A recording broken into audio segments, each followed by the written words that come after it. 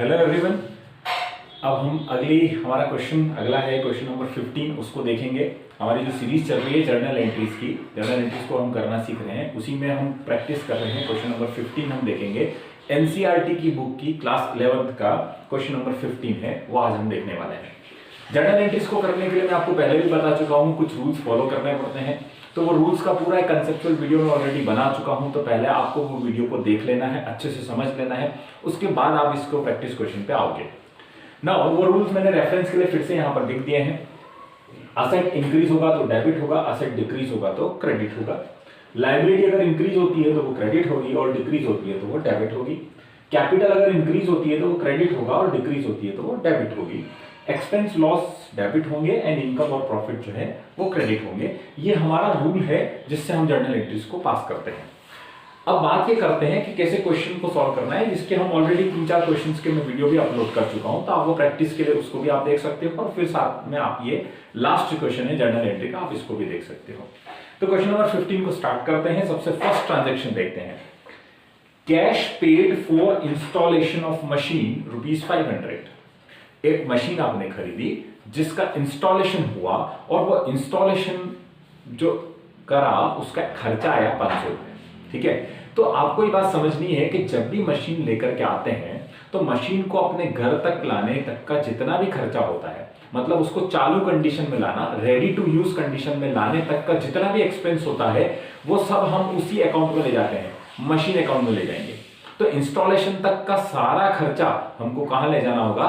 Machine account में ले जाना होगा। तो हमको मशीन अकाउंट को इंक्रीज करना होगा।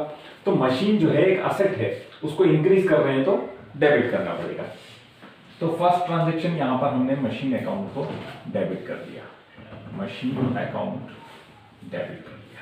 ठीक है, ये कितने से कर दिया? 500 से कर दिया। अब यहां पर कैश से पेमेंट हो गया है, पेमेंट किया है तो कैश कम पड़ा, कैश एक असेट है, कम पड़ा, क्रेडिट करेंगे तो यहां पर लिखेंगे टू कैश अकाउंट 500। यहां लिख देंगे being installation charges paid, being installation charges paid. ये हमारा नरेशन हो चुका है। ठीक है, पॉइंट नंबर बी देखते हैं। Goods given as charity ₹2000। 2000 रुपए का गुड्स यानी 2000 रुपए का माल जो है वो चैरिटी में दे दिया, दान में दे दिया। ठीक है, तो यहां पर दो अकाउंट इफेक्ट करेंगे, पहला चैरिटी का अकाउंट और दूसरा परचेज का अकाउंट, क्योंकि सारा गुड्स कहां पड़ा होता है? परचेज अकाउंट के अंदर पड़ा होता है। तो यहां पर दो अकाउंट इफेक्ट करेंगे, एक चैरिटी का अकाउंट इफेक्ट करेगा और एक परचेज का अकाउंट इफेक्ट करेगा। जो हम दान देते हैं वो हमारे लिए खर्चा है, एक एक्सपेंस है ना। चैरिटी हमारे लिए एक एक्सपेंस है, तो एक्सपेंस को क्या करते हैं? डेबिट करते हैं। तो हम यहां पर ले लेंगे charity account debit, charity account debit 2000। और परचेज जो है वो हमारी कम हो जाएगी, क्योंकि गुड्स तो चले गया चैरिटी के अंदर, परचेज कम हो जाएगी तो हमको क्रेडिट करना पड़ेगा। तो यहां लिखेंगे टू परचेज अकाउंट। ठीक है, यह आ जाएगा 2000। यहां आप लिख सकते हो being goods given as charity, goods को चैरिटी के तौर पे दिया जाता है। C transaction, transaction number C क्या बोलता है उसे देखते हैं अपन। Interest charge on capital at the rate of 7% when total capital were ₹70,000। Interest on capital charge हुआ है और वो इंटरेस्ट ऑन कैपिटल कितने रुपए पे चार्ज हुआ है? कैपिटल कितनी है? 70,000 रुपए। ठीक है, इंटरेस्ट चार्ज हुआ है 7% से। तो पहले आपको ये कंसेप्ट हम पहले भी वीडियो में डिस्कस कर चुके हैं। जब भी प्रोप्राइटर यानी मालिक बिजनेस में पैसा लगाता है तो उसको कैपिटल कहा जाता है। तो अगर वो बिजनेस में पैसा लगाएगा तो बिजनेस उसको क्या करता है? कुछ इंटरेस्ट का पेमेंट करता है। ठीक है, तो बिजनेस के लिए वो इंटरेस्ट का पेमेंट एक खर्चा हो गया, एक एक्सपेंस हो गया, इसलिए इंटरेस्ट ऑन कैपिटल एक एक्सपेंस होगा और एक्सपेंस को क्या करते हैं? हम डेबिट करते हैं। तो यहां पर हम ले लेंगे interest on capital account debit. ठीक है, दूसरा जो अकाउंट इफेक्ट करेगा वो कैपिटल का अकाउंट इफेक्ट करेगा। पार्टनर जो मालिक है उसका कैपिटल अकाउंट है, उसके कैपिटल अकाउंट के अंदर इंटरेस्ट आएगा तो उसका कैपिटल अकाउंट इंक्रीज होगा। तो कैपिटल जब इंक्रीज होता है तो हमको क्या करना होता है? क्रेडिट करना होता है। तो टू कैपिटल अकाउंट ले लेंगे हम। ठीक है। अमाउंट हम ले लेते हैं 70,000 टोटल कैपिटल है, उस पर हमने 7% से इंटरेस्ट चार्ज कर दिया है। ठीक है, तो ये आ जाएगा 4,900 रुपीज, 4,900। ठीक है, ये इंटरेस्ट ऑन कैपिटल आपका चार्ज हो चुका है। Next, received rupees 1,200 of a bad डेब्ट रिटर्न ऑफ लास्ट ईयर। एक कोई ऐसा बैड डेब्ट था, बैड डेब्ट यानी पैसा डूब चुका था। कब डूब चुका था? लास्ट ईयर डूब चुका था, और अब वो हमको रिकवर हो गया है। कई बार ऐसा होता है कि कोई पैसा हमारा डूब जाता है और बाद में किसी साल में जाकर के वो रिकवर हो जाता है। तो यहां पर ये बोला है कि 1,200 रुपए का एक पैसा था जो पहले राइट ऑफ कर दिया था, हमने बुक्स से हटा दिया था, वो अब रिकवर हो गया है। तो बैड डेब्ट रिकवर हमारे लिए एक इनकम है। क्या है? इनकम है। तो यहां पर दो अकाउंट इफेक्ट करेंगे, एक कैश का अकाउंट इफेक्ट करेगा और एक बैड डेब्ट रिकवर्ड का अकाउंट इफेक्ट करेगा। बिजनेस में पैसा आएगा, कैश बढ़ेगा, कैश बढ़ेगा, असेट बढ़ेगी, डेबिट करना होगा। तो यहां पर हम कैश अकाउंट को डेबिट कर देंगे 1,200 से, और बैड डेब्ट रिकवर्ड एक इनकम हो जाएगी हमारे लिए, क्योंकि जो पैसा डूब चुका है वापस आ रहा है, जो हमारे लिए इनकम है। तो इनकम को हम क्या करेंगे? क्रेडिट करेंगे। तो यहां पर लिखेंगे टू बैड डेब्ट रिकवर अकाउंट, बैड डेब्ट रिकवर्ड अकाउंट। ठीक है, being amount return of last year is recovered. जो लास्ट ईयर अमाउंट हुआ था वो वापस से रिकवर हो चुका है। ठीक है, चलिए नेक्स्ट ट्रांजैक्शन हम देखते हैं। नेक्स्ट ट्रांजैक्शन से पहले आपको ये राइट डाउन कर लेना है, आपको उसमें वीडियो को पॉज करके इसको लिख लेना है। मैं इसको रब कर रहा हूं और आगे के ट्रांजैक्शन हम देखते हैं। तो पहले मैं इसको रब कर देता हूं।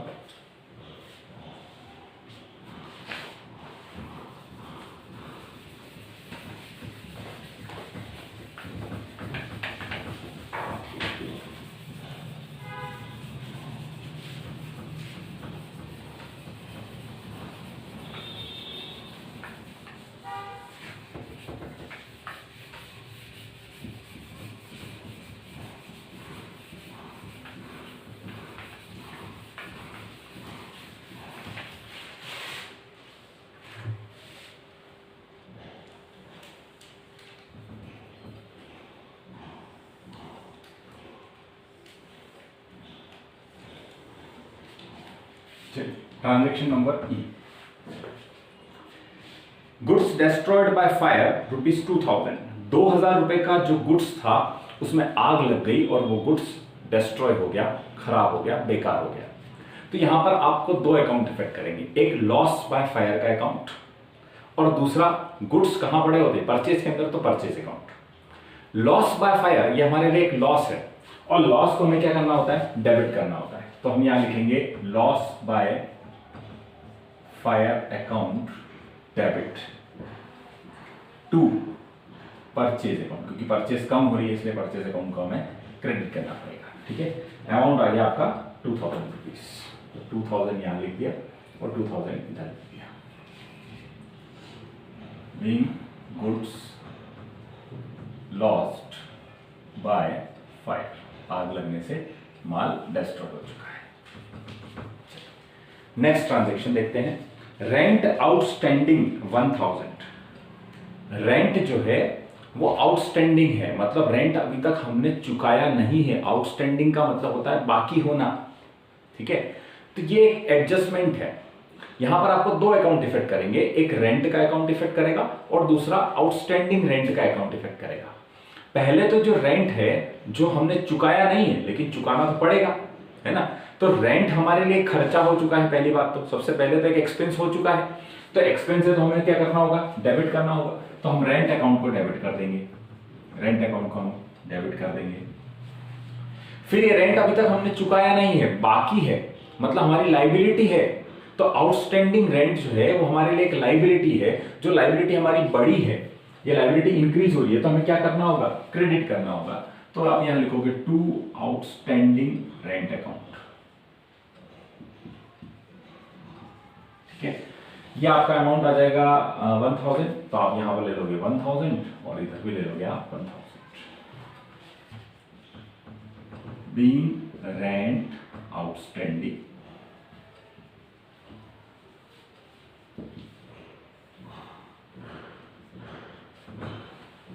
नेक्स्ट ट्रांजेक्शन देखते हैं। Interest on drawings ₹900। Interest on drawings ₹900। पहले तो ड्रॉइंग्स क्या होती है समझ लेते हैं। जब भी बिजनेस में मालिक पैसा लगाता है तो उसको क्या बोलते हैं, कैपिटल बोलते हैं। अब अगर बिजनेस से मालिक अपने पर्सनल यूज के लिए, ध्यान रखना, अपने पर्सनल यूज के लिए बिजनेस से पैसा निकाल लेता है तो उसको ड्रॉइंग्स बोलते हैं। और वो ड्रॉइंग कैपिटल को क्या कर देती है, कम कर देती है।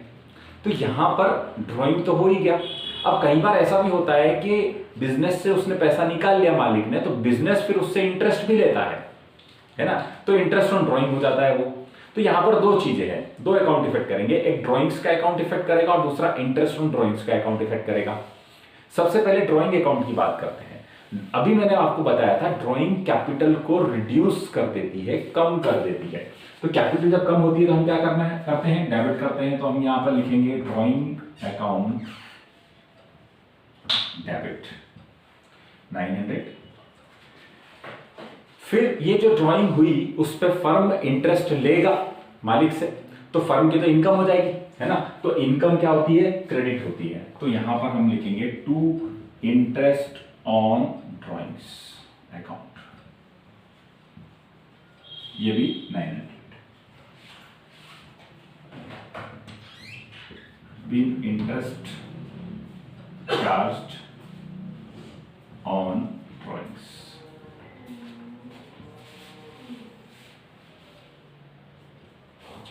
नेक्स्ट पॉइंट,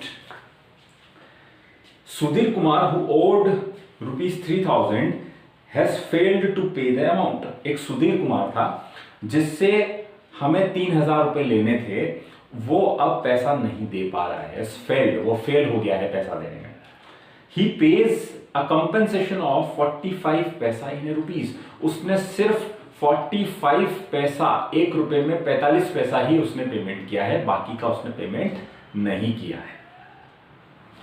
45 पैसा इन रुपी, यानी ₹1 में 100 पैसे होते हैं और 45 दिया, यानी 45% पैसा ही उसने दिया है, बाकी का पैसा उसने नहीं दिया है। मतलब बाकी का पैसा हमारे लिए बेड डेप्ट हो जाएगा। ठीक है, तो यहां पर 3 अकाउंट इफेक्ट करेंगे।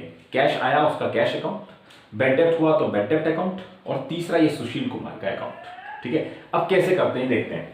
कैश बिजनेस में आया तो कैश बढ़ा, एसेट बढ़ी, डेबिट करेंगे। तो यहां पर हम लिखेंगे कैश अकाउंट को डेबिट।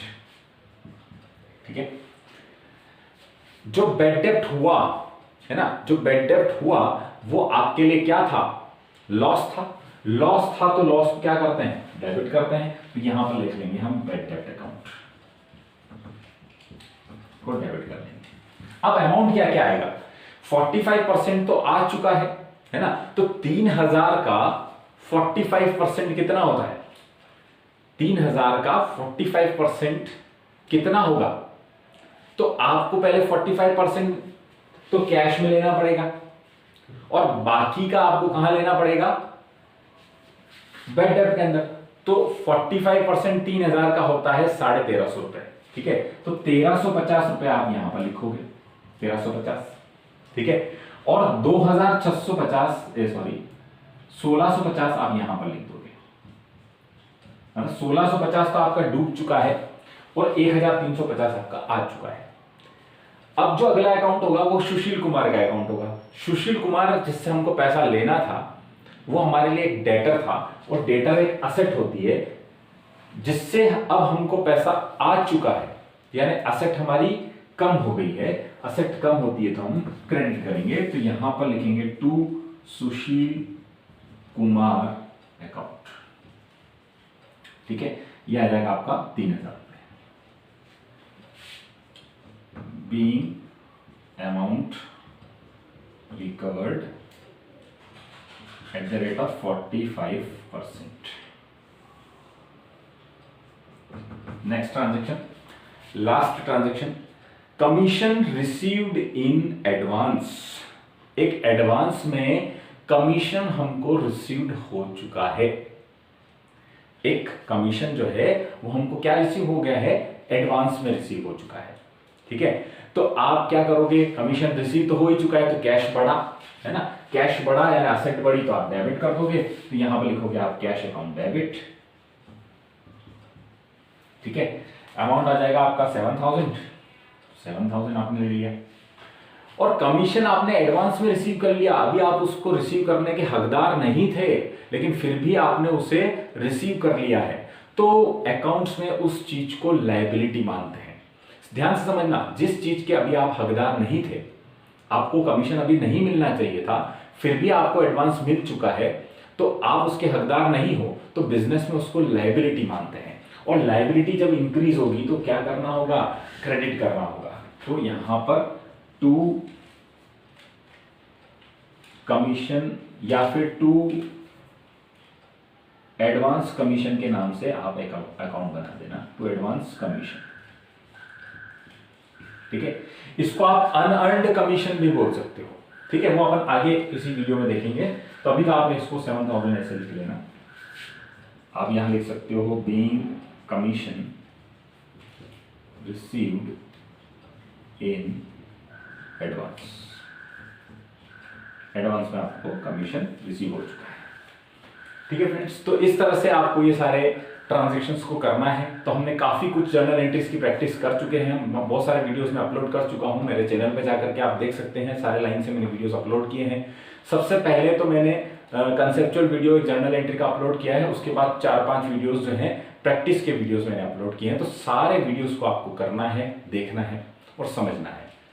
तो फ्रेंड्स, आपको वीडियो पसंद आया तो वीडियो को लाइक करें, प्लस हमारे चैनल को सब्सक्राइब करें।